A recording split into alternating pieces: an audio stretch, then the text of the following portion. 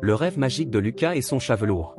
Il était une fois un petit garçon nommé Lucas qui vivait avec son fidèle compagnon, un chat noir nommé Velours. Un soir, après avoir câliné Velours et s'être blotti dans son lit, Lucas s'endormit profondément. C'est alors que la magie opéra. Lucas et Velours se réveillèrent dans une forêt majestueuse, où les arbres semblaient toucher les nuages. Les rayons du soleil dansaient entre les feuilles, créant des motifs dorés sur le sol couvert de mousse. N'aie pas peur, Lucas, murmura Velours, à la grande surprise du petit garçon qui ne savait pas que les chats pouvaient parler dans les rêves. Je serai ton guide dans cette forêt enchantée.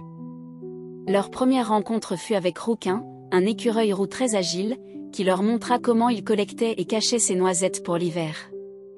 Il leur apprit même à reconnaître les meilleurs fruits de la forêt. Plus loin, ils croisèrent Madame Biche et son faon. Elle leur expliqua comment elle apprenait à son petit à marcher silencieusement pour éviter les prédateurs.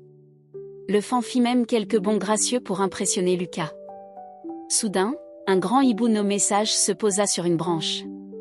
Avec ses yeux dorés, il leur raconta comment il chassait la nuit et pourquoi ses plumes étaient si douces qu'on ne pouvait pas l'entendre voler. Au bord d'un ruisseau, ils rencontrèrent Splash, le castor travailleur, qui leur montra comment il construisait son barrage et sa maison dans l'eau. Lucas était fasciné par ses dents impressionnantes et sa queue plate. Dans les buissons, ils découvrirent Piquant, un petit hérisson timide, qui leur expliqua pourquoi il se roulait en boule quand il avait peur et comment ses piquants le protégeaient. En levant les yeux, ils aperçurent Roux, un renard malin, qui leur apprit comment il utilisait son flair pour trouver sa nourriture et pourquoi sa queue touffue l'aidait à garder l'équilibre. Plus tard, ils firent la connaissance de Grognon, un blaireau sympathique, qui leur fit visiter son terrier et leur expliqua comment il creusait ses galeries sous terre.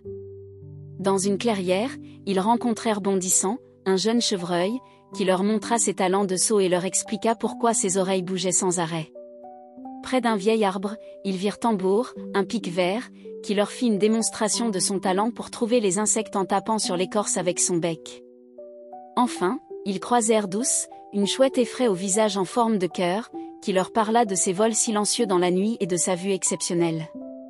À la fin de leur aventure, Lucas et Velours se sentirent fatigués. Ils s'allongèrent sous un grand chêne, et doucement, le rêve commença à s'estomper.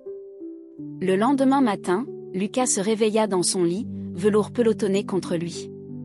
Il sourit en se souvenant de toutes ces merveilleuses rencontres. Désormais, il savait que la forêt était un endroit magique rempli d'amis extraordinaires. Et chaque soir, en s'endormant, il espérait retourner dans cette forêt enchantée avec son fidèle ami Velours. Cette histoire intègre des leçons de vie à travers chaque rencontre avec un animal.